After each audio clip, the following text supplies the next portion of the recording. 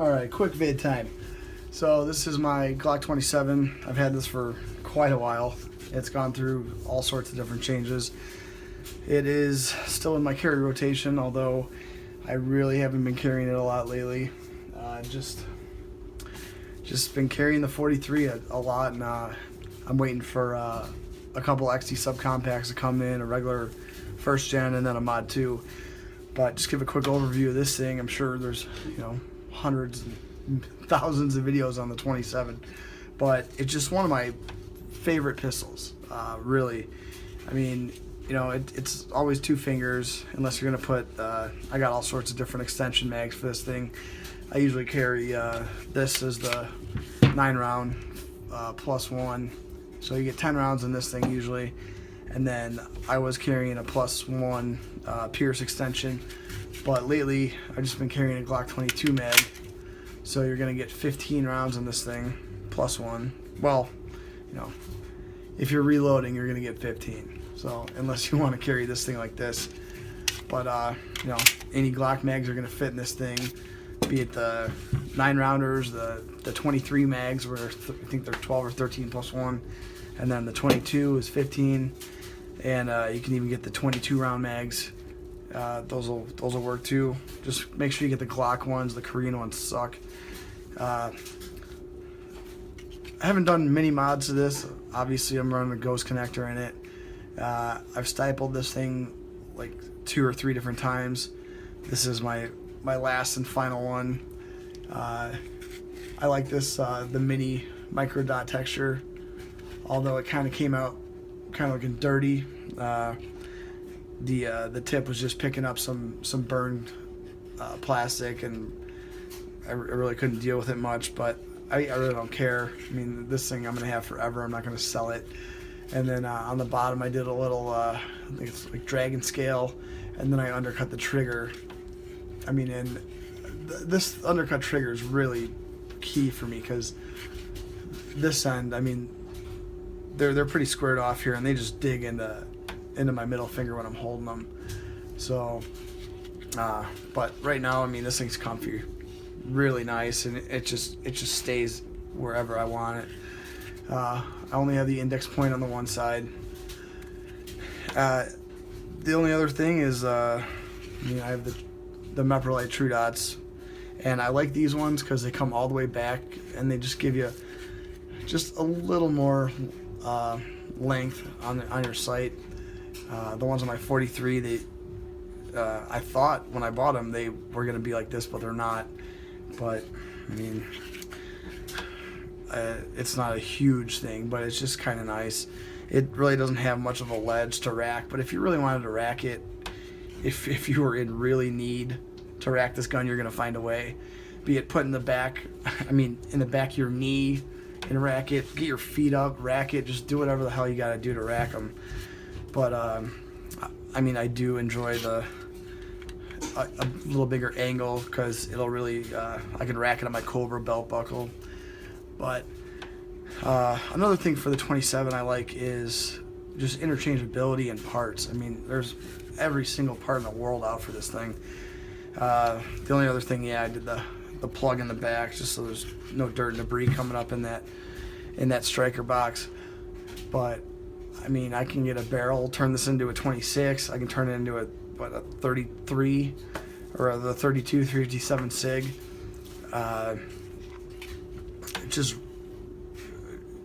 Just a really great gun. I mean, interchangeable, is nice. I don't have any different barrels for it. My subcompact 9 is going to be the XT subcompact. I'm not a total Glock fanboy, but I do enjoy them. I mean, this is going to be pretty much the smallest 9mm double stack or 40 cal double stack you're going to get.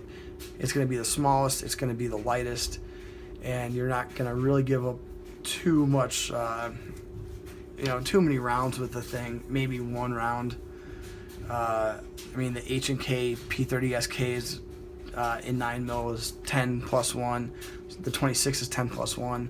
But the XT subcompact is going to be 13 +1, but you're still gaining, almost a half an inch plus on the bottom side, and it's I mean, this is I think this is a 3.4 inch barrel. The XD subcompact is going to be a 3-inch barrel, and it's as long as it is, if not longer. Once I get one, it should be a week or two before I get one. I'll actually have two, but I'll do a comparison between this and then the first gen and the Mod 2. I don't have the Vickers extended slider release or anything. You know, I've run the hell out of this gun, and I've never had a failure on it. And it's around the 1,000 round mark. You've probably seen it in my one of my Ted Corey holster videos for the 27 holster. It's always just gonna be in the safe if I need it. Like when I took my 43 and sent it out, this replaced it. You know, if I want to carry a 40, it's right there. But it's just, you know, it's not retired, but it's not seen a lot of action. But it's still a great gun. And if you don't have one of these, you know, I don't know why a lot of guys, the 26, they say, you know, if you do a 40 barrel, it's maybe because of the slide. I'm not sure though that it doesn't work correctly. I know you have to replace, well, you don't have to, but the 27 ejector right here is a little different than the 26. The 26 curves in a little bit more, so it can hit the smaller 9mm cases, eject them out. But guys have run the 26 barrels on these things, the conversion barrels, and not change these out. Some guys do. I've never run one on this. I got everything polished up. That's the last thing I really did to it. But I don't know, maybe I'll get a conversion barrel to try it out someday. Enough people make them, but for now it's just my 40. It's the only 40 I have left, and it's basically the only reason why I'm still reloading for 40. And I'm not going to get into a caliber war. I carry all sorts of different calibers. I was going to say the 40 does travel the same speed as a lot of 9mm. It is, you know, a bigger caliber. It's wider. And so, you know, physics-wise, it's going to leave a bigger hole. So, bigger hole, more foot-pounds. I mean, but a 9's going to do it, a 45's going to do it. I mean, you know, whatever. Shot placement, right? But it has just been a great, reliable gun for me. If you guys are thinking about one, just grab it. Not going to be disappointed. The 27s they're getting cheaper and cheaper because police departments are getting out of 40. They're going back to 9. And a lot of these, the 22s, the 23s, the 27s are coming through, you know, police trade-ins, and you can get them really cheap, like, you know, low 300s. Even for this is a Gen 4. Even these are, you know, 375 with night sights, and they're still pretty decent night sights usually. Yeah, being a Gen 4 does have the replaceable back straps, but I mean, these things have always been just killing me usually. My Gen 2.5, it was even thicker than this thing, so I really didn't care losing the availability of putting on the back strap. But I don't know, I might do the extended magazine release. I've never done one yet, so maybe I'll throw one on here, and maybe when I get a second, I'll put the Vickers extended slide release on it. But I mean, it's not really a crazy carry gun anymore, and I've carried it plenty without all that crap. So just kind of if and when I do it. But any questions on this thing, or if you want me to cover anything else, I'll come back to it. And I'll have some more videos up soon, and we'll start getting into my rifles.